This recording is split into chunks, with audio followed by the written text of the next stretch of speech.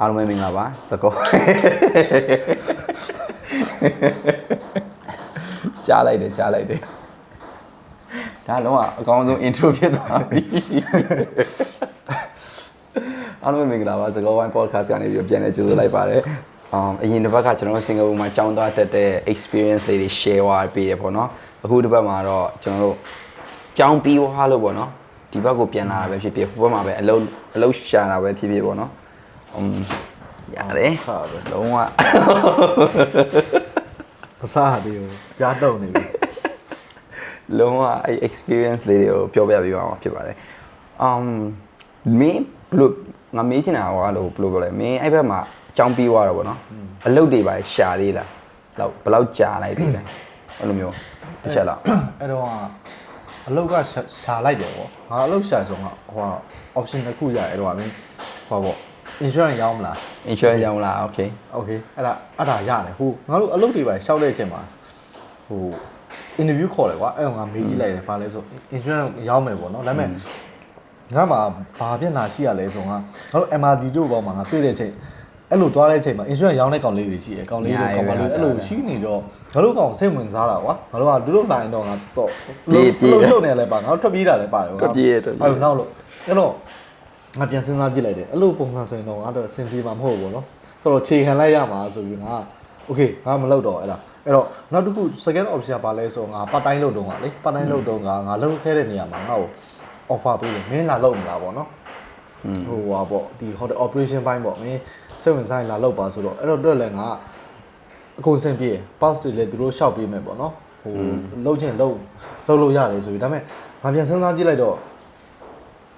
ကိုတက်ခဲ့တဲ့ degree နဲ့ကွာဘာမှမဆိုင်အောင်ပြီးတော့ငါလုပ်ခဲ့တဲ့ part time က9နှစ်လောက်ရှိရင်ငါတော်တော်စိတ်ကုန်နေပြီလားအဲ့တော့ part time လုပ်တဲ့အချိန်တုန်းကလည်းဟိုဘယ်လိုပြောမလဲငါဟိုအခုတူ full time ပေးတဲ့နေရာတွေငါအကုန်လုပ်ကြည့်ဘူးလေဒါပေမဲ့ဟို physically ပြင်ပန်းနေကွာပြီးတော့ mentally လည်းပြင်ပန်းနေအဲ့တော့ပြီးပါဆိုးရလဲဆိုငါတက်ခဲ့တဲ့ဟာတွေပါတခုမှ apply လုပ်လို့မရအောင်အဲ့ဒီမှာငါတော့လျှောက်တော့လည်းမရအောင် accounting firm မှာတော့လျှောက်တော့လည်းငါမရအောင်ဘန်နေလျှောက်သေးလားစင်ကာပူလျှောက်တော့တော့အများကြီးလျှောက်တော့တယ်ဘာလို့ပါရရဲဆိုတော့ insurance တွေပဲလာ offer လုပ်တယ်အရင်တော့ဘန်နေမရအောင်เนาะအခုတော်တော်များများကျောင်းဆင်းပြီးတော့မြန်မာပဲဖြစ်ဖြစ်ဘယ်လိုပဲဖြစ်ဖြစ်အခုနောက်ပိုင်းလူတွေနှစ်နှစ်လောက်ရှိပြီဟိုအဲ့ကလေးတွေလေကလေးတွေတော်တော်အလုပ်ရကြတယ် junior လေးတွေ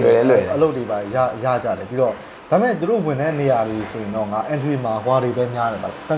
bancassurance ကွာ insurance ရောင်းတဲ့ဟိုပေါ့ဘဏ်ကနေတစ်ဆင့် insurance ရောင်းတာရှိတယ် saving plan တွေရောင်းတာ saving plan တွေရောင်းတဲ့ဟာရယ်ပြီးတော့ဟိုပေါ့တခြားfinancial အပိုင်းတော့ financial အပိုင်းပါပဲဒါပေမဲ့ငါသွားချင်တဲ့ဟိုပေါ့သူတို့ personal banker တွေများမယ်တယ်ဟိုပေါ့ငါ corporate ဘိုင်းသွားချင်တယ်ကွာဒီဟာလုပ်ချင်တယ်ဆိုငါလည်းတော့မကိုက်ဘူးပေါ့နော်မကိုက်ဘူးအဲ့တော့ငါလည်းတိတ်မစင်းစားတော့ပြီးတော့အဲ့ချိန်တုန်းကငါတို့ပြန်လာတဲ့ချိန်တုန်းကဒီဘက်မှာနည်းနည်းတော့ဟိုဘယ်လိုပြောနည်းတိုးတက် develop ဖြစ်နေဟုတ်တယ် develop ဖြစ်နေပြီပြီးတော့ band တွေကလည်းဟိုလူတွေအပြိုင်ဆိုင်ခေါ်နေပြီးတော့ငါဒီဘက်ငါ join လိုက်တာဝင်လာပြီးတော့ငါတငယ်ချင်းအဲ့တုန်းက band တစ်ခုတည်းကိုငါတို့တငယ်ချင်းဟိုလောက်6ယောက်လောက်ဝင်လိုက်တာ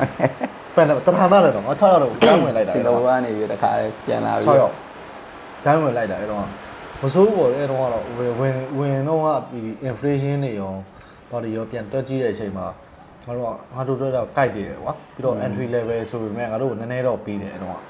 ကိုစီးမှာသူတို့ဟိုစာရီတင်ခဲ့တယ်ဆိုတော့သူတို့ဟိုဘာမှတော့မတက်သေးဘူးကွာဒါပေမဲ့သူတို့နည်းနည်းအရေးတွေပြလိုက်တာနဲ့ငါတို့ကဟိုကနားလေသူတို့ဟိုအရင်တင်စရာမလို့စာဖတ်တဲ့လူနဲ့ဆိုတာဟိုကွာတယ်ကွာပြီးတော့နောက်တစ်ခုကဘာပိုဆိုးရလဲဆိုအဲ့တုန်းကဒီမြန်မာနိုင်ငံမှာကွာ banking finance ဆိုတာအကြောင်းမရှိဘူး degree မရှိဘူးကွာအဲ့တုန်းက accounting ရှိမယ်ပြီးတော့အဲ့တုန်းကဆိုရင် accounting နဲ့ finance တော့မကွဲဘူးလေဒီမှာလေ accounting က finance နဲ့တူတူပဲ finance accounting တူတူပဲအဲ့လိုဖြစ်နေတဲ့အချိန်မှာအဲ့တုန်းက CCI လောက်ပဲရှိရပြီလားဒီမှာလေအဲ့တော့ငါတို့ကစာနယ်နဲ့ဖတ်ထားတော့ငါတို့ကဟိုနေရာရတယ်ကွာအဲ့တုန်းကဒါကပေါ့ငါတို့ဘာလို့ပြန်လာလဲဆိုတဲ့အကြောင်းငါမျိုးတစ်ချက်ပြပြလာပြီးတော့တစ်ချက်တော့ဘာညာပြချက်လည်းမင်းပြချက်တဲ့အကြောင်းလေ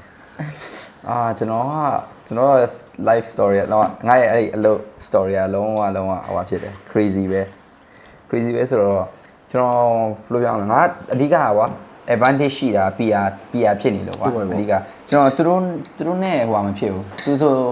က finance တက်ထားတယ်ပြီးတော့ဘယ်လိုရမလဲ econs and finance ပါလုံးဝ ban နဲ့ banking finance banking finance ပါ ban နဲ့လုံးဝသက်ဆိုင်တဲ့လူဆိုတော့သူ့မငါသူတို့ကအလုံးမရဘူးဗျာကျွန်တော်ငါအလုပ်ရတာ2နေရာရှိတယ်TBS ကလည်းဟိုဖြစ်တယ် UOB ကလည်းရတယ်ဒါပေမဲ့ငါ banking နဲ့ finance နဲ့လုံးဝ background မရှိဘူးကွာဘာဖြစ်လို့ခန့်လဲတော့မသိဘူးဒီတိုင်းမလျှောက်တာကွာအကြောင်းပြီးတော့သိရမလားရှိသမျှတွေးသမျှ offer တွေအကုန်လုံး plan ပို့တယ် CV ပို့တယ်ပေါ့နော်ပြီးတော့နောက်ဆုံးတစ်ခုကကျွန်တော်ငါပတ်တိုင်းလုပ်တယ်ပါဘာမှအဲ့လိုပေါ့ offer ရရပေါ့အဲ့3ခုမှကြည့်လိုက်တော့အဲ့တော့အဓိက decision မှားသွားတာပတ်စံမှတ်တာအေးပေါ့ပတ်စံမှတ်တာဆိုတော့လုံးဝအဲ့ long term ကိုကျွန်တော်မကြည့်လိုက်ပဲねပေါ့နော်ပြီးတော့အဲ့ဟာ long term မကြည့်ရတစ်ချက်ပေါ့နော်နောက်တစ်ချက်ကကြတော့လုံးဝပါလေဒီ banking အဲ့လိုပါလေ ban နေမှာလှုပ်လို့ကတိတ်ပြီးစိတ်ဝင်စားဘူးကွာတလားငါအနေနဲ့ပေါ့ကွာငါအနေနဲ့အဲ့တော့စာလည်းမတင်တော့ကွာငါ marketing degree နဲ့ပြီးတာကွာရှောက်တော့လဲ marketing ကိုမရှောက်ဖြစ်ဘူးဒီဘက် marketing ရှောက်တယ်ကွာ marketing နဲ့လည်းရတယ်ဒါပေမဲ့ marketing ကတော်တော်ဆိုးတယ်တော်တော်ဆိုးပါပဲတဲ့လုံးဝလို့ salary of work life balance ကိုအကုန်လုံးကတော်တော်ဟိုဖြစ်နေဆိုအဲ့ဒါကိုဖယ်ထားလိုက်တာလောလောဆယ်ပေါ့အဲ့ဘက်အဲ့တုန်းကအဲ့နဲ့ရွှေချယ်စရာရှိတော့ဘန်နဲ့ဟိုကနေဘန်ကကြတော့ငါတို့စဝင်တော့သူက2000 offer လုပ်စာလုံး2000ကွာ2000ဆိုတော့မင်းတို့ငါတို့မင်းတို့ဖြစ်တော့ဟိုဖြစ်တယ်နော်နေတယ်နော် Xbox ကအဲ့တော့2300လားငါတို့အဲ့ PR ကျင်းနေတာနေပေါ့အော်ဒါမဲ့မင်းတို့ PR ကတော့မင်းတို့ဒီကောင်တွေအတွက်ဟို CPF မင်းတို့ထည့်ပေးရမှာအဲ့ကြောင့်နေတယ်အဲ့တော့အဲ့ဒီလောက် offer လုပ်တယ်အဲ့နဲ့ပထမသွားဖြစ်ပြီးသွားရှောက်ပြီးသွားအဆင်ပြေသွားအဲ့နဲ့ဘာလို့သွားပြီးတစ်ခွက်နှစ်ခွက်ချမယ်ပေါ့သွားတယ်တော့မှတထေးနဲ့တန်းတိုးတယ်ဟဲ့မင်းဘာလုပ်နေလဲအကြောင်းပြီးသွားပြီလားဟောပြီးသွားပြီပေါ့နော်အခုလှုပ်ရှားနေတာပေါ့နော်တစ်ပတ်လောက်ပဲရှိသေးတယ်ဘာဖြစ်နေညာဖြစ်တယ်ဆိုဒီမှာဝင်လှုပ်လေတယ်ဒီမှာဝင်လှုပ်နေဆိုတော့ဟုတ်လားလို့ဘာလဲလောက်ရမှာလဲပေါ့သူကအကုန်ရတယ်မင်းကြိုက်တဲ့ဟိုပါပေါ့နော်အဲ့မှာကျွန်တော်ကဘီယာအိမ်မှာချက်နေပြီဗျာအိမ်မှာချက်နေပြီစိတ်ယုံမှာတော့တစ်ခါမှမချက်ဘူးလို့ professionally လုံးဝမလုပ်ဘူးကွာအဲ့တော့သူကအဲ့ opportunity ပေးတယ်မင်းကိုတင်ပေးမယ်ပေါ့နော်ဆရာကြီး2ယောက်လည်းရှိတယ်တကယ်စင်ကာပူမှာဗျာငါဆရာ2ယောက်လုံးကအဲ့ဒါတော့ proud ဖြစ်တယ်ကွာဆရာ1ယောက်ကစင်ကာပူမှာလုံးဝ तू တောက်တဲ့ဘီယာ तू ချက်တဲ့ဘီယာဆိုရင်မကောင်းလဲကောင်းတယ်ကွာအဲ့လိုမျိုးကို तू ကဟိုပါဝါရထားတာအဲ့စာလုံးကောင်1ယောက်ရယ်ပြီးတော့ US ကဘေး1ယောက်ရယ်မကောင်းလဲကောင်းတယ်ဆိုတော့ तू ချက်လိုက်တယ်ကွာမှားသွားတယ်ကွာစောက်တယ်လို့လဲ public ကတော့ကောင်းတယ်လို့तू ဆောက်လွယ်လုပ်လိုက်တယ်ကွာဒါပေမဲ့အရင်တော့က तू ကောင်းတာလေအရင်လုပ်ထားတာကွာအခုနောက်ပိုင်းမင်း तू မှားသွားတယ်ကွာမှားသွားတယ် product ထုတ်လိုက်တယ်အဲ့ဒါလည်းကောင်းနေတာသိမလားဒါပေမဲ့ तू ကိုယ်တိုင်ကလည်းပြောတယ်မကောင်းဘူးဒါကျွန်တော်မှားသွားတယ်သူကလည်းပုံမှန်နေမယ်ကွာသူကလုံးဝတရုံနဲ့တော့မတူပေါင်ချိန်လုံးမျိုးမိုးစိမ်မွေးအကြီးနေလုံးဝဟိုဖြစ်တယ်အမှားသွားတယ်ပေါ့နော်သူဘာဖြစ်တယ်ညာဖြစ်တယ်အဲ့လိုပြောတယ်အကုန်လုံးမှပြောတယ် social media တွေရောလို့သူတို့ဆိုရင် brand ကြီးတွေကလို့ press conference တွေပဲလုပ်တယ်လေ media တွေခေါ်ပြီးတော့အဲ့မှလည်းပြောတယ်အဲ့လည်းမဟုတ်ဘူးသူချက်ရင်ကိုလူတွေကကောင်းနေတာအဲ့လိုမျိုး credible ရထားတဲ့လူဗျာသူရယ်နောက်တစ်ယောက် US ကဘဲကြီးလဲလုံးဝစီရအဲ့နှစ်ယောက်ကတင်ပေးမယ်ဆိုတော့ပထမ6လလောက်ကတော့ဘာမှပဲဟိုဖြစ်သွားဒါပေမဲ့ तू ကအဓိကငါကြည့်လိုက်တာ तू တန်းပြီးတော့ဝင်လာတယ်3200ပေးဟုတ်ရေ3200ဆိုအဲ့တော့မဆိုးဘူးနော်ဟုတ်တယ် plus CBF မလား CBF မပါသေးဘူး CBF မပါသေး plus CBF အဲ့တော့မင်း CBF ကခေါ်လောက်900လောက် CBF က900ကွာ900လောက်ပြော2000ဆိုတော့4000ခွာလောက်ဖြစ်သွားအဲ့ပေါ့3900လောက်ဖြစ်သွားအဲ့တော့ဟိုဖြစ်တယ်ကွာစိတ်ဝင်စားကွာလူငယ်လဲလူငယ်3ပတ်စံလဲဟိုဖြစ်နေတာဆိုတော့အဲ့မှာအဲ့ကိုပဲ join လိုက်တယ်join ပြီးတော့6လလောက်နေတော့စိတ်ုံရောက်သွားစိတ်ုံရောက်ပြီးတော့ဘီယာဆက်ချက်တက်သွားဘီယာဆက်ချက်တာတင်တယ်ကွာတင်းနေပြီးတော့ဖြစ်ချင်တော့အဲ့2ယောက်လုံးကတယောက်ကကလေးမွေးရကွာအဲ့ CI ဆိုတဲ့တယောက်ကကလေးမွေးသွားတော့အလုပ်ထွက်သွားတယ်နောက်တစ်ယောက်ကကျတော့နည်းနည်း US ကကောင်ကနည်းနည်းကြီးကန်ကန်လုပ်တယ်ကွာအဲ့တော့တတိယတိတ်မကြိုက်အဲ့နဲ့သူဖြုတ်လိုက်တာအဲ့မှာ head ငါလုံးက brewery ရဲ့ head ကွာစိတ်ယုံတစ်ခုလုံးဟိုဟာဘယ်လိုပြောရမလဲကြီးကျယ်တဲ့လူဖြစ်သွားကွာအဲ့မှာလဲလာစားထက်တိုးပါအောင်အဲ့နဲ့ပဲ ID F&B industry ထဲမှာကျွန်တော်2နှစ်လောက်ကခေါင်းမှာဖြစ်သွားဒါပေမဲ့ပထမတစ်နှစ်ပြီးသွားတော့တစ်နှစ်ကြော်လောက်ကြတော့မလုပ်ချင်တော့ဘာလို့လုပ်ချင်တော့ဆိုအရန်ဟိုဖြစ်တာ physically demanding ဟုတ်တယ်အဲ့ဒါတော့ဟုတ်တယ် physically demanding ကျွန်တော်တို့ဆိုရင်ဘီယာချက်တာလုံးဝ brain နေမဟုတ်ဘူးကွာ physically demanding like လုံးဝ physical လို့ရကွာမနေ့ဆိုရင်အစောကြီးပဲမနေ့8နာရီညနေပြန်လာရင်လည်း8နာရီမနေ့8ည8ကွာတလားအဲ့ဂျားထဲမှာငါတို့ဘာတွေလုပ်ရလဲဆိုတော့တချို့မကြိုက်တဲ့ဟာတွေပေါ့နော်ငါဒီ မကြိုက်တဲ့ဟာတွေဆိုတော့အလုံးဝအရင်တော့မကြိုက်တာပေါ့အခုလည်းမကြိုက်လို့မရတော့ကွာလူကြီးဖြစ်လာပြီဆိုတော့ဟွာတွေlegal documents တွေဒီ custom နဲ့တွားရတဲ့ဟာတွေပြီးတော့ဒီမှာဆိုဗျာဒီမှာလဲကျွန်တော်ချက်နေတာပဲဘီယာချက်နေတာပဲကွာငါတိတယ်ဒီမှာကြိုက်တယ်လို့ချက်ကြိုက်တယ်လို့ချက်ပြီးရင်ဘယ်သူမှလည်း report ပေးစရာမလိုဘူးဒီနှစ်ကုန်လို့ရှိရင်မင်းတို့ဗာလဲမင်းတို့ tax ကောက်လို့ရှိရင်အဲ့ဒါသူတို့တတ်မှတ်ပေးတဲ့အမောင်းရှိရယ်အေးပါပေါ့သိရမလားအဲ့ဒါဒီအတိအကျတော့မသိဘူးကွာဒါပေမဲ့ company တိုင်းကမြန်မာပြည်မှာအဲ့တိုင်းပဲသူတို့တတ်မှတ်ပေးထားတဲ့အမောင်းရှိတယ်အဲ့လို audit တင်မင်းတို့တွေတေချာလုပ်လားမလုပ်လားလဲဒီနိုင်ငံမှာကွာငါမသိဘူးကွာဒါပေမဲ့တော်တော်များများကတော့နှစ်ကုန်ရင်တခုပေးလိုက်တယ်amount တခုပေးလိုက်ဟိုမှာအဲ့လိုမဟုတ်မချက်ခင် report တင်ရတယ်အဲ့ဒါ custom officer နဲ့အမြဲတမ်းပြောနေရတာကွာ custom officer 3ယောက်ရှိတယ်သူတို့ ਨੇ အဲ့အရင်တော့ဟိုဘဲ2ယောက်လောက်တာကွာသူ2ယောက်လောက်မရှိတော့ငါ1ယောက်ပဲကျန်တော့ကွာငါ1ယောက်ရဲ့အခုငါ့ကိုနောက်ထပ်အဲ့လို assistant 2ယောက်ပေးတာကွာဒါပေမဲ့သူတို့ကအဲ့ဒါကြီးမလုပ်ငါ1ယောက်ပဲကန်ရဆိုအဲ့ဒါကြီးလုပ်ရတယ် custom တွေကမင်းမချက်ခင်တစ်ခေါက်ချက်တော့မယ်ဆိုတစ်ခေါက်ချက်ပြီးွားရင်ချက်နေတဲ့အချိန်တစ်ခေါက်ချက်ပြီးွားရင်တစ်ခေါက်ပြီးရင် bonnet warehouse တွေနဲ့ချိတ်ရတာတွေအဲ့ဟို paper work တွေရောအများကြီးပဲဖြစ်လာတော့နောက်ပိုင်းကျမနိုင်တော့နောက်ပိုင်းကျတစ်နှစ်နောက်ဆုံးတစ်နှစ်မှာတော်တော်လေးကိုဟိုဖြစ်သွား burn out ဖြစ်သွားဟိုအဓိက burn out ဖြစ်သွားပြီးမြန်မာပြည်ရောက်လာဟောမင်းတို့ချက်ပြီးသား PR တွေကမင်းတို့ warehouse မှာထားလို့မရလား bonus warehouse မှာတော့ထား bonnet warehouse ပဲငါတို့ဟိုမှာရှိရယ်အဲ့ဟာ limited ငါတို့မှာလည်း container တစ်ခုရှိရယ်ကွာစက်ရုံထဲမှာအဲ့ container မှာထားလို့ရတယ်ဒါပေမဲ့ तू ကဘယ်လိုပြောရမလဲလုံးဝဘယ်လိုပြောရမလဲ show ွက်ရှိရယ်ကွာငါတို့ဒီနေ့မှချက်ပြီးသွားတာဒီနေ့ပို့လို့မရတော့ဘူးအဲ့ဒါကြောင့်မို့တင်ထားရဲဆိုတဲ့ပုံစံမျိုးနဲ့ကွာဒါပေမဲ့အဲ့လိုမရှိဘူးငါတို့မှတင်ထားရအကြာကြီးပဲအေးပေါ့ဒါပေမဲ့စက်ရုံကြီးကကြီးတော့ကွာ tank နေရတယ်အများကြီးပဲအဲ့တော့မင်းဟိုဟာလုပ်လို့ရရကွာဟိုဟာဖြစ်တယ်ဘယ်လိုပြောရမလဲ show ွက်တစ်ခုလို့ပေါ့အေးပေါ့မဖြစ်တာဒါပေမဲ့အဲ့ဒီဟာတွေနဲ့ပဲချိတ်ပေးရတယ်ပြီးတော့ငါတို့ကုမ္ပဏီကဟိုဟာ General Brewing ဆိုတာကမြန်မာအဲ့စင်ကာပူမှာကွာတနိုင်ငံလုံးကအဲ့လိုတော်တော်များများ craft beer brand တွေကိုငါတို့ကချက်ပေးတယ်အဲ့လိုမျိုးကုမ္ပဏီကွာဟုတ်လားအဲ့တော့ငါတို့ brand တစ်ခုတည်းကိုထုတ်ပြီးတော့ဒီနေ့ဟုတ်ပါဘူးဒီပုံမှန်ဆိုရင်ထားပါအောင်ငါတို့ Heineken ဆို Heineken ကြီးပဲချက်နေရတာမဟုတ်ဘူးကွာ Burberry မှာဆိုရင်တော့မှ Burberry ကသူ့ရဲ့ core beer တွေရှိတယ်လေအဲ့ဒါကြီးပဲချက်နေရတာမဟုတ်ဘူး client အနေနဲ့လည်းအများကြီးစကားပြောရတယ်ပြီးတော့ဘာဖြစ်ရတယ်နောက်ပိုင်းစဉ်းစားကြည့်တော့ကွာလုံးဝ fair မဖြစ်တော့ဘူးလို့လည်းထင်တယ်ကွာဟုတ်လားဟောငါလာစားနောက်ဆုံးလာစား4500 4500လဲလူတိုင်းကတော့ပြောတယ်မင်းအသက်ငယ်သေးတယ်26ကွာ26အဲ့တော့26 29ဆိုအမင်းငယ်သေးတယ်အခုမှ career ထဲဝင်တာမင်းအဲ့လောက်တော့ရတာပေါ့နော်ချိန်မိတ်ပြီးလို့ဆိုနှစ်နှစ်လောက်တော့ငါချိန်မိတ်ပြီးတော့ဟိုဖြစ်ကြည့်လိုက်တယ်ဒါပေမဲ့နောက်ပိုင်းကျတော့ဟိုမဖြစ်ဘူးတော့မနေ့ရှစ်ညရှစ်မပြီးရအလုပ်ကဒါပေမဲ့သူတို့ကတော့ဟိုမဖြစ်ဘူးကွာ9နာရီသူတို့ရဲ့ငါတို့မှာ task ကအဓိကကွာလူကြီးပိုင်းဖြစ်သွားတာဆိုတော့လေအရင်တော့ငါဟို2ယောက်ရှိတော့မှဆိုရင်တော့နည်းနည်းတက်တာတယ်ဆိုတာဝင်သွားတယ်8နာရီဝင်သွားတယ်4နာရီလောက်ဆိုပြန်ပြီခါလေ3နာရီပြန်ပြီအလုပ်ပြီးသွားရင်ကွာဒီစက်ရုံတွေကအလုပ်ရှိတဲ့ဟာတွေအလုပ်တွေအကုန်လုံးပြီးသွားပြီကွာဟိုမှာကျတော့မင်းအဲ့ documents တွေစကင်ပြီဆိုတော့ paper work တွေပါလာပြီလေမင်းမပြီးမချင်းမင်းမပြန်ချင်ဘူးကွာတလားပြီးတော့မင်း AACC ပဲဘယ်လိုပြောရမလဲ handle လုပ်တယ်ကွာပြီး client တွေကလည်းရှိသေးအောင်အဲ့လိုမျိုးဆိုတော့တော်တော်များများနေ့တွေတော်တော်များများကတော့လုံးဝဟိုဖြစ်တယ်ကောင်းတဲ့ကြော်တို့ငါတို့လည်းဆိုဒီကောင်လည်းစောင့်ပေးပါတယ်မိုက်တယ်အဲ့ဆိုတငယ်ချင်းကောင်းတယ်ဆိုတော့တငယ်ချင်းကောင်းဆိုငါတို့ငါမပြန်သေးဘူးမပြီးသေးဘူးဆိုဒီကောင်ဟိုဘက်မှာအဲ့စိတ်ယုံနေမှာတော့ဆေးစရာရှိရဆေးလှုပ်စရာရှိရလှုပ်နေကွာအဲ့ဆိုမင်း office ထဲမှာပဲ paper work လုပ်ဖို့ဘာလို့မင်းလူတယောက်မထည့်လိုက်တာရှားလိုက်လို့မရဘူးလားသူတို့ကအဲ့ဒီ process တစ်ခုဟိုမဖြစ်ချင်တာကွာအဓိကသူ့ရဲ့ဒီတထေးကသူဘယ်လိုလုပ်ချင်တာလဲမသိဘူးသူမပြောပြချင်တာလားဟိုမဖြစ်သူအကုန်လုံးက link ဖြစ်နေတာအဲ့လိုမျိုးမရှာသေးတာလားဟိုမဖြစ်တာလားမသိဘူးဒါပေမဲ့ငါတို့ communicate တော့လုပ်တယ်သူတို့ကအများတန်းတော့ကူညီမယ်လို့လည်းပြောတယ်ဒါပေမဲ့တော့စောင့်တာလည်းတဲ့မှာကြာသွားအဲ့တော့အခုမင်းထွက်လာတော့မင်းလုံမအောင်ဘယ်သူဝင်လုံနေတဲ့နေရာမှာအဲ့မှာငါမထွက်ခင်သူကအဓိကကတော့ကွာငါတို့ဒီအဲ့ဘက်မှာကောင်းတာတခုက hand over အရင်မိုက်တယ်အဲ့မထွက်ခင် hand over လုပ်ပေးတယ်တချို့ရဲ့ custom လေးတွေက number လေးပြောင်းတာကွာcustom number တွေပြောင်းနေဆိုချက်ပြီးသွားပြီဘီကချက်ပြီးသွားပြီ one warehouse တွေလည်းရောက်ပြီးသွားပြီဒါပေမဲ့ငါတို့ report မပို့ထားအောင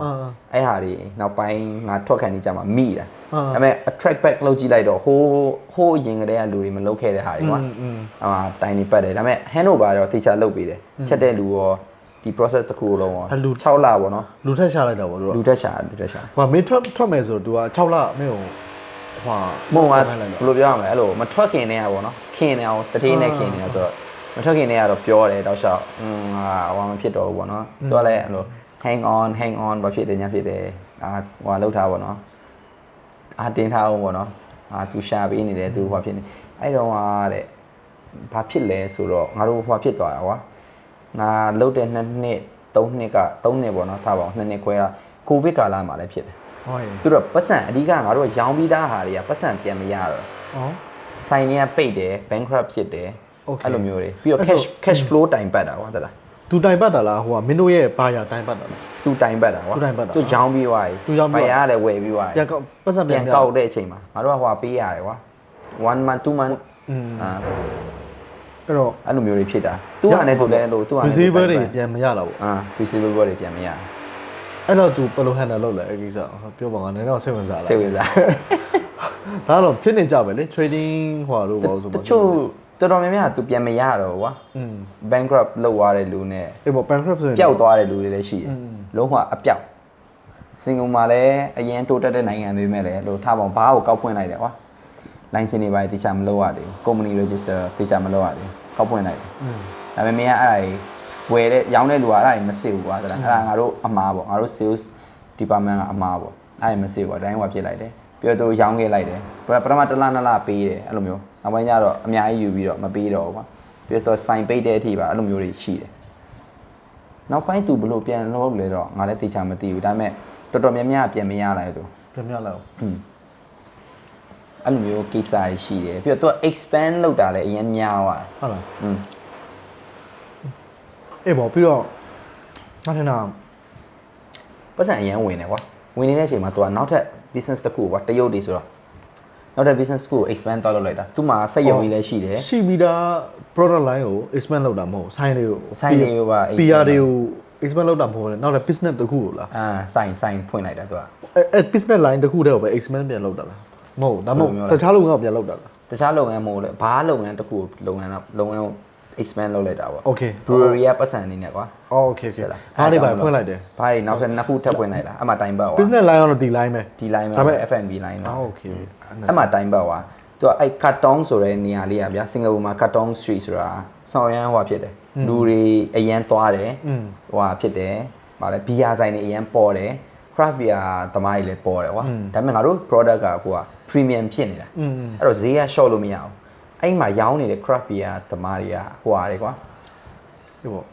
အဲ့လိုဂျပန်ကလာတဲ့ Hitachino တို့တရုတ်ကလာတဲ့ craft beer တို့အဲ့မှာသူက market analysis တေချာမလုပ်လိုက်တာကွာအဲ့မှာလူကများတယ်ကွာဒါပေမဲ့ spending power နည်းတယ်ဆိုတော့လူတွေကအဲ့လိုပုံမှန်ကြည့်ပြီးတော့ပဲသူကောက်လောက်လိုက်တာနေမှာပေါ့ပုံမှန်တာမန်လူတွေဆိုတော့ကွာငါတို့ဘီယာ18ကျပ်ရောင်းနေဆိုသူများတွေက10လောက်နဲ့ရောင်းတာ10အဲ့တော့ချီသူများလူတွေကအကုန်လုံး10မှာပဲသွားဝယ်တယ်ကွာပြီးတော့ craft beer ကလည်းနည်းနည်းဟိုမရောက်ဒီမရောက်လေးဖြစ်နေလား quality ကလေသူချိုးတာတီးတဲ့လူကတီးတယ်မတီးတဲ့လူကမတီးဘူးဒီဇိုင်းလေးကိုကြည့်ပြီးတော့ဝယ်တဲ့လူကလည်းများတယ်ကွာအဲ့တော့အဲ့မှာဖွင့်တဲ့ outlet ကလုံးဝ fail သူတို့ဟိုဟာပဲရှိတယ်6လလောက်ပဲရှိတယ်ကွာသူက renovation တွေပေါ့အကုန်လုံးကိုသူကအပိုင်လောက်တာကွာအရင်ငါတို့ Bugis မှာမင်းတောက်ကြရမလားတောက်ကြတော့အဲ့ outlet ကအတိုင်းပဲသူကအကုန်လုံးကွာလုံးဝသူ့ရဲ့ကိုပိုင်လို့လောက်တာငါတို့အဲ့လို cold room ကအစားကွာဟိုလိုမျိုးတွေမထားကွာဒါ cold room เนี่ยအဲ့မှာလည်းအဲ့လိုပဲလုံးဝ replicate လုပ်တာကွာကျွမ်းသွားပြီကွာဟိုမှာတခုကအောင်မြင်သွားပြီဆိုပြီးတော့ဒီဘက်ကိုလုံးဝ replicate လုပ်လိုက်တဲ့အချိန်မှာလုံးဝတိုင်ပတ်သွားပြီးတော့ lockdown တွေလည်းခဏခဏဖြစ်တယ်အေးပါပေါ့အဲ့တော့ဟိုဟာဖြစ်လို့ပါအရင် sensitive ဖြစ်တာလေစင်ကာပူကအဲ့အချိန်မှာ lockdown တွေခဏခဏဖြစ်တယ်ဟိုဟာဖြစ်သူ free ဖြစ်တဲ့အကြောင်းကခဏ market analysis တေချာမလုပ်ပဲနဲ့ကွာသူ expand လုပ်တယ်နောက်တစ်ခုဒီ covid မှာလည်းသူအများကြီးဆိုင်သွားတယ်လားတကယ်လို့ covid တာမဖြစ်ခဲ့မယ်ဆိုရင်လူတွေ lockdown တွေမဖြစ်ခဲ့ဘူးဆိုရင် spending power ဒီကောင်တွေကနည်းနည်းဟိုဖြစ်မှာပဲလေအခုက covid တွေပဲဖြစ်တဲ့အချိန်မှာဒီကောင်လူတွေကလည်းကြောက်တာတကြောင်ပြီးတော့စီးပွားရေးတောက်လျှောက်ထိတာလေတောက်လျှောက်ထိတော့လူတွေကအဲ့လောက်ထိဟို spending မလုပ်နိုင်တော့ဒီကောင်နည်းနည်းကွိုင်ဝါးပြီပေါ့ကွိုင်ဝါးတော်ကွိုင်ဝါးအမှပြီးတော့ငါတို့ကစလုပ်လာတယ်ဆိုတော့ငါအခု3နှစ်2နှစ်ခွဲ3နှစ်လုပ်တယ်ဆိုတာဒါက full time အနေနဲ့ကွာအရင်တော့4နှစ်5နှစ်လောက် part time လုပ်လာတယ်ဆိုတော့လုံးဝသူနဲ့အရန်ခင်နေတယ်ခင်ပြီးတော့ဟိုဖြစ်နေတော့သူပြောတော့လဲအဲ့လိုပေါ့အဖေတယောက်လိုဦးလေးတယောက်လိုဖြစ်နေတော့လဲ အာတင်ထားပါအောင်ဒီဘက်မှာ struggle ဖြစ်နေတယ်သူအကုန်လုံးပြရတယ်ကွာချပြရတယ်ကွာတထေးပြီမယ်ကွာအကုန်ချပြရတယ်ဒီဘက်မှာဒီလိုဖြစ်နေတယ် money flow တွေကဘာမှဖြစ်ဘူးရှားစရာတွေအများကြီးပဲအဲ့လိုမျိုးတွေရှိတယ်အဲ့လိုပြတော့လဲလုံရင်းနဲ့နောက်ပိုင်းကျတော့ကိုကဟိုအာတင်ထားပေမဲ့လေအာတင်ထားပေမဲ့လေပေါ့နော်အာတင်အဲ့လိုမျိုးစိတ်ရှိလဲမခံနိုင်တော့ပါလားခံနိုင်တော့လေ तू ကဟိုပါပေါ့ရရရှိ receiver တွေပေါ့နော်အဲ့ဒါမရရင်စောင်းအောင်ပြတော့တာနော်ကွန်ပျူတာပြတော့တာအဲ့ဒါကြီးကလေဘန့်လုံးနေပါရဲဆိုရင်တော့မှအဲ့ဒါ long time တွေပါပြန်တာအဲ့လိုမရှိဘူးပြီလားဒီ receiver မရရင်မင်းပြတော့ပြီအဲ့ကိစ္စဟုတ်တယ်အဲ့ဒါပြတော့တယ်ဆိုတာမင်းစီမှာလည်းကွာတချို့ဟာတွေမင်းအကျွေးနဲ့ဝယ်ထားရှိမှာပဲလေအဲ့တော့မင်း company မင်းကနာမည်မပြတ်ချင်တော့မင်းပေးမှာပဲပေးချင်တော့မင်းတချို့လူတွေဆိုအဲ့ site ပါပေးတယ်လား equity injection လုပ်တယ်ကွာလုပ်ငန်းထဲမှာလည်းပတ်နေပတ်စံ3000ဆိုပါဆိုဒါပေမဲ့မင်းကလှုပ်ရင်နဲ့မင်းရရင်ရှိရလဲမင်းမရတော့ဘူးပေးစရာရှိရပေးရတော့မနောက်ပိုင်းပါလောက်တာလဲဆိုကိုပတ်စံတွေကအပြင်ကပတ်စံတွေပြန်ဆရရတယ်အဲ့လုပ်ငန်းတွေကိုအဲ့ cash flow ကဆောက် cash flow တိုင်ပတ်တယ်သူက cash flow တိုင်ပတ် cash flow တိုင်ပတ်တယ်ပြီးတော့အရန် expand လုပ်လိုက်တာဒီက covid မှာသူက covid ဖြစ်တဲ့အချိန်မှာသူကအရန်အောင်မြင်သွားတာတလားပြီးတော့ဟိုB2B မဟုတ်တော့ B2C ဖြစ်တယ်B2C ကလည်းဟိုဟာဖြစ်တယ်အဲ့ profit margin ကပိုများတယ်များတော့များတော့ B2C ဖြစ်တယ်အဲ့လိုမျိုးဟာတွေမှာသူအရန်ဟွာဖြစ်သွားပြီးတော့ပတ်စံအရန်ရသွားကွာ million ချီသွားတယ်ချီသွားပြီးတော့မှသူအမှသူနောက်တစ်ဆိုင်ဖွင့်လိုက်တဲ့ဟာဘာလဲဆိုတော့ border တွေကြီးပဲဖွင့်တာတခြားနိုင်ငံဟာတွေလည်းယူတယ်အဲ့ဒါလည်းတစ်ဆိုင်ဖွင့်လိုက်သေးတယ်အဲ့ဒါတော့ fail မဖြစ်ဘူးကွာသူကလည်းသူ sustainable ဖြစ်တယ်ကွာ temple seller ဆိုတာ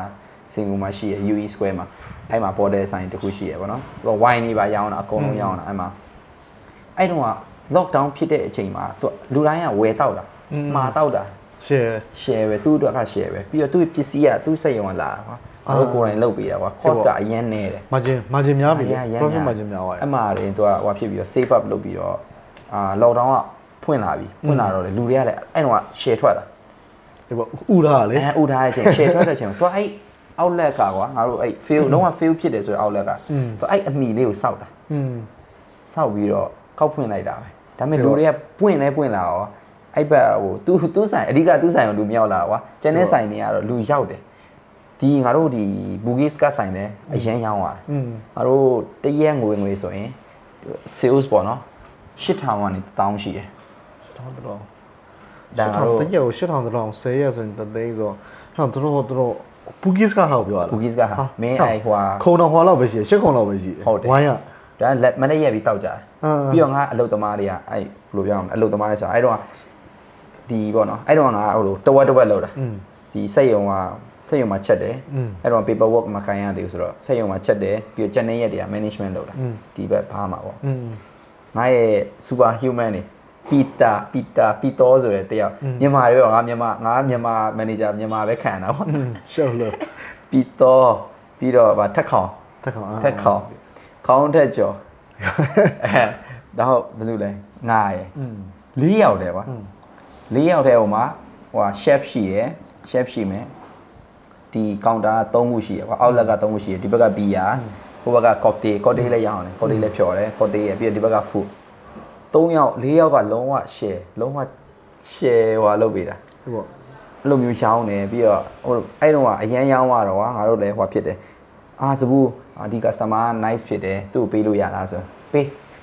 ဟိုတခုက short လေးပါလေပေါ့နော်promotion ပေး discount ပေးအဲ့တော့လူတွေကလည်းပြန်လာခြင်းတယ်ပြီးတော့ငါတို့4ယောက်ကလုံးဝညီးတာကွာအဓိကအတွဲညီးသွားနောက်1လ2လလောက်အမြဲတမ်းငါတို့အဲ့4ယောက်လုပ်တယ်ဆိုတော့8000 1000ပဲအဲ့တော့မင်း boss ကိုပြောလိုက်လေအချိန်ကြာငါတို့က sale တွေရောင်းရတာရှိအဲ့တော့ပေးရကွာလို့ bonus တွေပါ incentive bonus တွေပေးတော့ရှိရအဓိကအဲ့ဟိုဘက်ရောက်သွားငါလည်းလစ်သွားအဲ့ဟိုဘက်မှာတယောက်တည်းဖြစ်သွား production လုပ်တဲ့နေပေါ့ပြီးတော့ production မှာမင်းလဲ production ရဲ့ဟိုဟာ client တွေရဲ့များပါကွာတယောက်တည်းကနည်းနည်းများတယ်ပြီးတော့လွတ်ထားပြီဒီဘက်မှာဆိုရင်ဒီဘားဘက်မှာဆိုရင်တိတ်ပြီးတော့ stress မရှိဘူးမင်းလုံးဆရာရှိဟာ stock date တွေပါတယ်အကုန်လုံးကဒီကောင်လေးတွေကိုလုတ်ခိုင်းလိုက်လို့ရတယ်ကွာမင်းနေ့လယ်ပိုင်းစဖွင့်တာဆိုတော့လေနေ့လယ်ပိုင်းဆိုလူမှမရှိတာတောက်မဲ့လူမရှိဘူးဆိုတော့တိုင်းငါ့ကိုတရားလုတ်ပေး stock တရားလုတ်ပေးတန်ရှင်းရေးဟွာဖြစ်ဟွာလုတ်တရားလုတ်အဲ့လိုမျိုးတွေခိုင်းလို့ရတယ်ကွာပတ်တိုင်းမာတွေကအစခိုင်းလို့ရတယ်ဟိုဘက်မှာကျတော့ပတ်တိုင်းမာလုတ်လို့မရဘူး လုံးဝ technician တွေပဲပြီးတော့ technician တွေအကုန်လုံးကလည်းသူ့အလုံးနဲ့သူလုံနေတာကွာပြီးတော့ငါကလည်း technician တစ်ယောက်ပဲငါကလည်းလုပ်ရတယ်တဲ့ပါလစ်တာဒါတိုင်းတစ်ခါလေးစဉ်းစားမိတယ်ငါ့ကိုငါပဲဟိုမှာဖြစ်တာလားဘယ်လိုပြောရမလဲငါပဲညံ့တာလားဘာလို့လဲဆိုတော့ကွာထားပါအောင်ကဒါစာအုပ်ထဲမှာဖတ်တာကွာ like မင်း pressure များများဟိုဖြစ်မှ diamond ဖြစ်လာဆိုတာလေငါ pressure ပဲမခံနိုင်လို့ပဲထွက်လာတာလားအဲ့လိုမျိုးတွေပေါ့ဟိုဒါငါအမြင်ကတော့မင်းထွက်လာတာစောတယ်လို့ငါထင်တယ်လားအေးနည်းနည်းအခုပိုင်းဟိုဖြစ်ကြည့်တော့နည်းနည်းစောတယ်ကွာဒါပေမဲ့ဟိုဘက်မှာလည်းအဲ့မှာစက်နေမယ်ဆိုရင်တော့ငါအဲ့မလုပ်တော့အဲ့မှာမလုပ်တော့တခြား management ဘက်ကိုငါပြောင်းมาသိကြတယ်အဲ့အချိန်မှာစဉ်းစားနေတဲ့အချိန်မှာဒီဘက်ကလည်းဟိုဖြစ်တယ်ကွာတော့ငြိမ်သွားတယ်ပဲကွာအဲ့အချိန်ကကျွန်တော်လုံးဝ judgment နေ decision တွေမှားတာလည်းဖြစ်မှာပါဒီဘက်ကလုံးဝငြိမ်သွားပြီကွာပြီးတော့တငယ်ချင်းတွေအရှိမှလည်းအဲ့လိုပဲတယောက်နှစ်ယောက်စားနှစ်ယောက်စားစီးပွားရေးတွေလှုပ်ပြနေတာလှုပ်ပြပြီးတော့အဆင်ပြေလာဆိုတော့ကျွန်တော် January မှာစပြီးပြန်လာတာ2023ဒီနှစ်မှာစပြီးပြန်လာပြီးတော့ငါစလုပ်တော့လဲမြန်တယ်အစဉ်လည်းပြေတယ်ပထမ3လ4လပါပြီးတော့မှစပြီးတော့အေးပေါ့မင်းလာတဲ့အချိန်မှာအချိန်ကြီးမကောင်းကွာအရင် market ကအရင်ဟိုဖြစ်တယ်ဟိုမင်း control လုပ်မရတဲ့ factor တွေအများများတယ်ကွာအခုဆိုရင်ဟို startup business တွေအောင် fail ဖြစ်နေဘာလို့လဲဆိုတော့အခုကပိုဆိုးတယ်လက်စစ်မီလို့တဲ့ကုမ္ပဏီဆိုလက်စစ်မီမရကွာအဲ့တော့ဘာလုပ်တာလဲဆိုတော့ဒီကောင်တွေကဒီဇယ်တက်စီ generator နဲ့ဒီကောင်တွေချတာ okay အဆင်ပြေသေးရဲ့ဒါပေမဲ့ profit margin နဲ့ဟိုကလည်းအဲ့ချိန်မှာလူ cost တွေကဆေးကြီးတော့အခုကတက်စီပါဝယ်မရဘူးဖြစ်နေတိုင်ပတ်ပြီလေဟိုကောင်တွေကဟို ice cream ကုန်ဟို ice cream ဆိုင်လေးတွေလေဟိုဘယ်လိုပြောရမလဲတိုက်ခန်းလေးမှာဖွင့်ထား ice cream အကုန်ပိတ်ကုန်ပြီအဲ့ဒါလေဒါဟိုဖြစ်ဟိုပါပေါ့မြေပြင်မှာဖြစ်နေတာတွေပေါ့လေမြင်နေအခက်ခဲတွေပြီးတော့ငါးလုပ်ငန်းတွေလုပ်တဲ့တကယ်ချင်းတွေလည်းတိုင်ပတ်နေခုဘာလို့လဲဆိုတော့ဒီကောင်လေးကမင်း24/7အေးခန်းလို့တာလေဟိုက minus t ပါဒီကောင်လို့တာလေဟိုသူ့ရဲ့ငါးတွေထားဖို့ဆိုတော့ဒီကောင်လေးလည်းဟိုကောင်းနေကြိုက်နေအခုချင်းပြီးတော့ဟိုဆိုလာတွေပါသုံးဖို့လဲဆိုလာတွေအခုကအရင်ခက်မစားသေးဘူးကွာငါတို့စီမှာအခုမှပြေးချင်းဆိုလာတွေပါသုံးလာတာနောက်ပိုင်းကျရင်တော့လေအဆင်ပြေသွားမှာပါအခုကနောက်ဘီယာလည်းအဲ့တိုင်းပဲလေပထမမင်းတော့မင်းလည်းအမြဲဝယ်တောက်နေတာကွာတောက်တယ်လေ3000ကျော်ပဲရှိရယ်အေးအခု9000ကျော်အေးခေါ်စကားမင်းစိုင်တင်လိုက်ရင်1000ကျော်ဆိုဘယ်သူမှမတောက်တော့တောက်နိုင်တော့လေမင်း1000ကျော်ဆိုတိုင်းပတ်ကုန်ပါပေါ့commercial PR ပဲချတော့ပေါ့ commercial PR ပဲချတော့ကဲပြန်ရောက်လာပါပြီဒီနေ့ငါတို့ပြောရတဲ့ဟာတွေအလုံးဝဟိုဖြစ်ပါတယ်ငါတို့ experience လဲဟိုဖြစ်တယ်ကွာလုံးဝ authentic genuine ဖြစ်တယ်အတိအကျပဲကွာပြီးတော့သူများရဲ့လည်းဒီကနေပြီးတော့တခုခု lesson ယူလို့လည်းရတယ် lesson ကတော့ ပြန်မလာနဲ့ကွာဒါ conclusion တော့တာပါပြန်မလာနဲ့ပြန်မလာသေးနဲ့ဟိုငါတော့ပြန်ထွက်ချင်တယ်မားမယ်အဲ့တော့ဟိုဒါမဲ့မင်းတယောက်တည်းတော့မဟုတ်ပါဘူးတချို့ဟိုဟာလေးပေါ့တချို့ PR လေးကွာဟိုပေါ့ဒါမင်းဖေပါဝင်ပေါ့လေအများကြီးပဲငါ4ယောက်လောက်ရှိရသလားအိမ်တွေရောက်အကုန်ရောက်ပြီးပြန်လာတာလေ2015နောက်ပဲကောင်းတော့မယ်ဆိုပြီးပြန်လာတာလေအဲ့တော့ကလည်းသူတို့ဆုံးဖြတ်ချက်မမားပါဘူးအဲ့တော့အခုနောက်ပိုင်းမှာမားသွားတယ်အဲ့တော့မမားပါဘူးသူကအဲ့တော့မစိုးဘူးကွာအဲ့တော့အဲ့ကာလတော့ကလေဒါပေမဲ့အခုကဒါနိုင်ငံရေးအကြောင်းတော့ငါတို့နားမလည်ပါဘူးဒါဟုတ်တယ်အရင်တော့နားမလဲပါတော့အဓိကငါတို့ကနိုင်ငံရေးကိုမသိတာစိတ်ဝင်စားတာလည်းမဟုတ်ဘူးကွာဒါပေမဲ့အဲ့လောက်ကြီးနားမလဲဘူးပြီးတော့ဒီသူများတွေပဲကြည်တာကွာဒါ general သူများတွေငါတို့တငယ်ချင်းတွေပါတွေလုံနေလဲဒီမြန်မာနိုင်ငံမှာရန်ကုန်မှာဘယ်လိုလဲပတ်နေလဲသူတို့အဆင်ပြေလားဘာလို့ဆိုတော့ at the end of the day ကွာငါဘလောက်ပဲဟွာဖြစ်ကွာအသက်ရွယ်ဘလောက်ပဲဖြစ်ကွာဟိုမှာဘလောက်ပဲနေတာပဲကြာငါစိတ်ကဒီဘက်မှာပဲပြန်လာနေချင်တာကွာဒီဘက်မှာအလုပ်လုပ်ချင်တာကွာဟုတ်လားအဲ့တော့ဟိုမှာမဖြစ်ဘူးပြန်လာမယ်တူတော့ပေါ့ဩချိန်လေးကောင်းတယ်စကြည့်မယ်ဒါလုံးဝကျွန်တော်ငါအတွက်ဆိုရင်ကွာ life မှာ lesson လုံးဝအကြီးပဲကွာပြီးတော့ဒီနောက်ထပ်တစ်ခုဘယ်လိုပြောရမလဲ advice ပေးချင်တာအသက်ငယ်တော့မှစပြီးတော့ဟိုဖြစ်လိုက်ဟုတ်လားဘလို့အသက်ငယ်တော့မှာကွာဒီလို decision တွေစလုပ်ဒီလိုအမှားတွေစလုပ်ကွာတက်လားဘာလို့ဆိုငါအခုချိန်ကြိုက်တဲ့ချိန်ပြန်လို့ရသေးတယ်ကြိုက်တဲ့ချိန်စင်ကာပူပြန်လို့ရတယ်ကြိုက်တဲ့ချိန်ဝင်လို့ရတယ်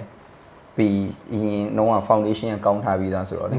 ဒီအချိန်မှာဒါအခုကျွန်တော်2023ကျွန်တော်အခု2024ရဲ့ရောက်တော့မယ်ကျွန်တော်တစ်နှစ်လုံးလုံးမြန်မာပြည်မှာ struggle လုပ်တယ်အလုပ်တွေရှိသမျှဟာတွေအကုန် try လုပ်တယ်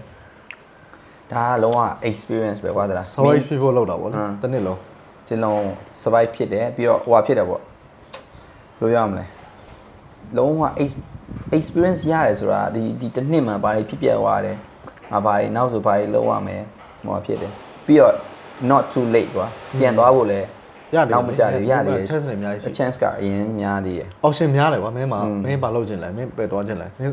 စာလုံးမှာဆိုမင်း pass မလို့ကွာမင်းအဲ့မှာတော့နှံ့နေလို့ရတယ် ဟုတ်တယ်ဟုတ်ပေါ့လုံးဝရုပ်စာဆုံးစာလုံးမှာပတ်တိုင်းပဲလုပ်နေတော့မှ40လောက်ရတယ်ကွာတလားနည်းနည်းတော့အချိန်အလုပ်ချိန်တော့ပိုများပေါ့တနေ့ကို8နာရီတစ်ပတ်လောက်9ရက်လောက်လုပ်ဟုတ်လားဟုတ်ပေါ့မင်းအခုချိန်မင်းဟိုကသွားရမယ်ဆိုရင်မင်းသွားမှာ like နိုင်ဘယ်လိုပြောမလဲ overseas သွားရမယ်ဆိုရင်မင်းကအခုဆိုသူဆိုရင် band တစ်ခုမှာဒီ higher position မှာတစ်ခုရထားပြီဆိုတော့လေတကယ်လို့ဒီတိုင်းတာဆက်သွားမယ်ဆိုရင်နောက်ရေးတာဆက်သွားမယ်ဆိုတော့ငါသွားမှာလားသွားမှာအရင်ခေတ်တော့ကတော့အလုံးဆောက်ဝင်တဲ့ချိန်တော့ပုံစံမျိုးinflation မျိုး factor မျိုးဆိုရင်တော့ငါနေမှာဒါပေမဲ့ငါအဲ့လိုပြောလို့ကွာဒီမှာမလုပ်ရဘူးဆိုတော့လောက်ရတယ်ကွာဒါပေမဲ့ဘယ်လိုပြောရမလဲပန်တခုသွားချင်တဲ့ direction อ่ะကွာငါတို့ကအဲ့ထက်မှာ force တခုကငါတို့ပါပြီးသားတကယ်လို့သူတို့ကဒီလိုသွားချင်တယ်ဆိုရင်ငါတို့ကကျွန်တော်ကဒီလိုသွားချင်တယ်ပညာကွာငါတို့ဆွေးနွေးလို့ရတယ်ကွာဟိုဘယ်လိုပြောရမလဲကိုလှုပ်ချင်တဲ့ဟာနဲ့တက်ထက်တဲ့ကြတယ်ကွာအခုချိန်မှာဒီမှာပြောတာပါတကယ်လို့ငါ OC သွားမယ်ဆိုရင် RG တော့ပိုရတယ်ဒါပေမဲ့ entry level ဟုတ်တယ် entry ကနေပြန်စား entry မဟုတ်ရင်တော့မှကွာ executive level ကနေပြန်စားမယ်အဲ့လိုပြန်စားတော့ကွာဟိုဘယ်လိုပြောမလဲအဲ့လို executive level ဆိုရင်သူတခုပဲရှိရမင်း daily job ရှိမယ်ကွာဒါလုပ်ပြီးပြန်တလောက်ပဲကွာငါအဲ့ဒါတွေငါပြန်မလုပ်ချင်တော့ဒါဟိုပေါ့ငါရဲ့အမှန်တိုင်းရင်ထဲမှာရှိရစကားပါဒါပေမဲ့ဒီတိုင်းလာဆက်သွားမယ်ဆိုရင်တော့ငါမနေချင်တော့ဒီမှာဆရာကြီးတွေပြောတာတော့နောက်ထပ်တစ်နှစ်ပေါ့နော်2024ရက်2025အထိတော့ရုပ်ရည်စီဖယ်တွေဖြစ်အောင်မယ်ပေါ့နော်တို့တော့ပေါ့နော်ငါလည်းဟိုဖြစ်တော့မှာပါဒီငါလည်းတွားလိုက်ပြန်လိုက်လောလောဆယ်2024မှာတော့လုံးဝဘယ်လိုပြောရမလဲ chill lifestyle အဲ့လိုမျိုးပေါ့နော်ဒီအကောင့်အကြီးတွေအကောင့်ထဲမှာပေါ်သေးဘူးကွာဟိုသွားမယ်ဒီသွားလုပ်မယ်ပြီးတော့အဓိကကတော့ဒီငါအခု YouTube လုပ်နေတဲ့ဟာလေးကို build up လုပ်မယ်ပေါ့နော်အဓိကငါအမှန်တိုင်းပြောရင်ငါဒီမှာပဲရှောက်သွားခြင်းတာကွာဒီမှာပဲနေခြင်းတာဒါပေမဲ့ဒီမှာကျတော့ခရီးသွားရင်နည်းနည်း short ရှိတယ်ဆွဲစီးခံရတယ်အဲ့ဒါကြီးအရင် safe drone တွေနဲ့ camera တွေမင်းလျှောက်သွားနေမင်းကဘာကောင်းလဲဆိုမျိုးကြိတ်မှာပေါ့ဟုတ်တယ်သတင်းတောက်လားဘာညာဟိုပါပေါ့ဘယ်လိုပြောရမလဲ uniform group ကမကြိတ်အောင်မှပြည်သူတွေကပဲကြိတ်တယ်။အဲဒီမန္တလေးသွားတော့လည်းအတိုင်းပဲလို့ဈေးထဲမှာကျွန်တော် vlog လုပ်ဒါဘယ်လိုပြောရမလဲပြည်သူပဲဗျာပြည်သူကလာပြီးခင်ဗျားဒီလိုလာလို့ခင်ဗျားဗာလဲသတင်းတောက်တာတဲ့မဟုတ်အောင်ကြည့်ဦးဘယ်လိုမျိုးမဟုတ်တာကျွန်တော် YouTube တွေပါပြငါ YouTube အော်ဟုတ်ကဲ့အဲ့ဆိုရိုက်လို့ရတယ်ကွာသူတို့ပါဝင်ရိုက်အဲ့လိုတွေ short ရှိရဆိုတော့ကွာလုံးဝဟိုဖြစ်တယ်စဉ်းစားနေအဲ့လိုပေါ့တခြားနိုင်ငံတွေ Southeast Asia နိုင်ငံတွေသွားမယ်လုံးဝ build up ဒီ YouTube channel လေးကိုလောလောဆယ် focus လုပ်လိုက်အောင်ပါမင်းကတော့ပါမင်းခီးသွားမှမင်းတော့ပုံစံပြေမှာလေဟုတ်တယ်ခီးသွားမှပတ်စံဝင်နေဆိုရင်တော့ခီးသွားနေမှာအဆင်ပြေမှာကြည့်လိုက်ပါအောင်နောက်တစ်နှစ်လောက်ဟမ်မင်းတို့လည်းနောက်တစ်နှစ်လောက်ကြည့်လိုက်ပါအောင်ပြောလို့ပြောမှာငါ entry level ငါရိုးမမှာလေငါအလုံးစောက်ဝင်တော့ငါရိုးမမှာဝင်တာဒီလားအဲ့တော့ကလေငါ3လတခါငါစင်ဘူးတော့ကဲနိုင်တယ်လားအဲ့တော့ငါလက်စားပစ္စည်းလေးပဲရတယ်လားအခုကငါဘန်တွေပြောင်းအလုပ်တွေပြောင်းပြီးတော့ကွာငါရိုးမထက်ကွာ4ဆလောက်ထိရတယ်ဒါကငါထိုင်းတော့မတော်နိုင်တော့ဘူးလားအဲ့လိုဖြစ်နေဒေါ်လာဈေးကြောင်းဒီလားထိုင်းသွားမယ်ဆိုရင်ဟိုနေ့တကယ်ချင်းတွေခေါ်တယ် concept တော့ကြည့်မယ်တဲ့ဟိုကနှစ်လပိုင်းကြာရင်ဘာဒူလမ်းမျိုး concept ဆိုတာရှိရတယ်တော့ကြည့်မယ်ဆိုလေမြန်လက်မစကားစုံစမ်းကြည့်လိုက်တာမတော်နိုင်တော့6သိန်းတော့မရှိဘူးဘယ်နဲ့လဲ4-5သိန်းတော့ရှိတယ်အဲ့လိုကဟိုဘယ်လိုပြောရမလဲ ဒီမှာအနေနဲ့တော့များတယ်ဒါပေမဲ့ convert လုပ်လိုက်ရင်တိုင်ပတ်တာအဲ့လိုမျိုးဟုတ်တယ်မလားဟုတ်တယ်ဒီမှာပဲနေမယ်ဆိုရင်တော့အဆင်ပြေတယ်အဲ့လိုဖြစ်နေကွာအဲ့ဒါကြောင့်ငါလည်းငါထွက်ချင်တာလည်းအဲ့ဒါကြောင့်ပါတယ်မင်းဒီမှာစားဆိုရင်တော့ငါပျော်တယ်ကွာစားပျော်တယ်ကွာဒါပေမဲ့မင်း overseas တွေမှာတွားချင်တယ်ဟိုကတွားချင်တယ်ဆိုမင်းမရတော့ဟုတ်တယ်အဲ့လိုဖြစ်နေအဲ့ဒါနည်းနည်းဟိုရှိတယ်နော်ပြီးတော့နောက်တစ်ခုကဘာလဲဆိုတော့ငါမျက်လုံးပြူတာတွေရှိရအရင်တော့ဆိုတော့ငါတို့ဟိုငါတို့စားတယ်ဟိုကိုရီးယားခောက်ဆွဲလို့ပေါ့ဆိုရင်ငါတို့ဒီမှာအလုပ်စဝင်တော့ဆို1800 2000ကိန်းစုံ2500အခုဘယ်လောက်လဲဒီ4800စိတ်တွေပါညက်တာဟေးအဲ့ဒါတိကွာတမျိုးကြီးဖြစ်နေဟိုမစားနိုင်ဘူးလားဆိုစားနိုင်တယ်ကွာဒါပေမဲ့စိတ်ထဲမှာကွာဘယ်လိုပြောမလဲမစားရင်တော့စိတ်တွေပါညက်နေပီယာငေါ့ဒီမှာပီယာစားတော့ဘယ်လောက်လဲတချို့ပီယာတွေ800ပဲရှိအခုက2200စီပီယာအဲ့လိုဒီကွာငါအဲ့ဒါကိုပဲစိတ်ညက်တာအဲ့ဒါကိုရဲစိတ်နဲ့ပါအဓိကကတော့ကွာငါတို့ဒီကပြောချင်တာကတော့ဟိုလို compare လုပ်လိုက်ရင်ကွာငါတို့နိုင်ငံမှာမတန်တော့ကွာတလားတန်တော့ထားပါအောင်ဒီ safety level ပေါ့နော် safety level ပြီးတော့ပျော်ရွှင်ရတဲ့ level အကုန်လုံးကွာတိုင်းတာကြည့်လိုက်ကွာအခုဘာလို့ဆိုတော့အခုဒါငါတို့အပြင်မှာဝယ်တော့ရင်ဒီဈေးပေါ့နော်ဒါပေမဲ့ဆိုင်နေမှာဝယ်တော့ရင်3000ဟိုဖြစ်သွားပြီကွာ3000 4000 3500 4000လို့ပေါ့ဆိုင်ကောင်းကောင်းလေးမှာကွာဒါပေမဲ့အဲ့ဒီဈေးလောက်ကအဲ့လိုထိုင်းတို့ဗီယက်နမ်တို့ကမ္ဘောဒီးယားတို့မှာဆိုလဲအဲ့လောက်ပဲဒါပေမဲ့အဲ့ဘက်မှာကျတော့ lifestyle ကပိုကောင်းသွားပိုကောင်းတယ်အကုန်လုံးကညင်ပဲကွာပျော်ပျော်ပါးပါးလုပ်လို့ရတယ်ဆိုတော့ပေးရတဲ့စိတ်နှုန်းကတူတူဖြစ်နေပြီကွာအဲ့နိုင်ငံနေနဲ့တူတူနီးပါးဖြစ်နေပြီဒါပေမဲ့ငါတို့မှာအဲ့လို safety အဲ့ safety ဆိုတာ mind safety မရှိရအုံနောက်စိတ်ထဲမှာလေသိရမလားစိတ်မလွတ်လပ်တာကွာဟုတ်လားစိတ်ထဲမှာ safe မဖြစ်တာအဲ့ဒါတစ်ချက်ရပြီးတော့နောက်တစ်ခုကပါလဲဆိုတော့ငါတို့ရတဲ့ income နဲ့ဟို expect နဲ့ opposite direction ဖြစ်နေတယ်တကယ်အဲ့ဒါငါတကယ်ပြောနော်ဘာလို့တချို့လူတွေကလည်းဟိုပါပေါ့လောက်တက်တဲ့လူဆိုရင်လည်းလက်စားတွေပဲတိုးလာပါတယ်ဒါပေမဲ့လူအများစုကွာ100% နဲ့မှာကွာမင်း70% လောက်ကလက်စားပုံမှန်ပဲ10% လောက်ပဲတိုးရင်တိုးပဲ15လောက်ပဲတိုးဂျန်တဲ့လူတွေကကွာဟိုသူတော်တဲ့ factor တွေရှိရတော်တဲ့အကြောင်းအရာတွေရှိဟို technical skill တွေရှိရင်တို့ကွာအများကြီးတိုးတယ်ကွာအဲ့လူတွေကတော့တို့ခံနိုင်တယ်ဒီ inflation ကိုခံနိုင်တယ်ကွာဒါပေမဲ့ဂျန်တဲ့လူတွေကအရင်တော့ကွာကျုပ်ကအရင်တော့တလုံးကို120ဆိုပါဆိုအခုဆိုရင်300နီးပါးရှိနေပြီအဲ့တော့100% မကတော့သူတိုးလာတာဒါပေမဲ့မင်းအင်ကမှာ100% နဲ့တိုးလာမတိုးဘူးအဲ့တော့ပြောချင်တာကွာလာစားတိုးလာပေမဲ့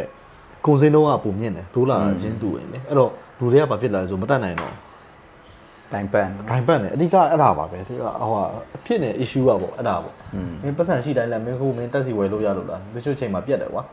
အဲ့တော့တနေ့ကိစ္စတွေတော့ငါလည်းတိတ်မပြောတတ်ပါဘူးနိုင်ငံရေးတွေပါတော့ငါ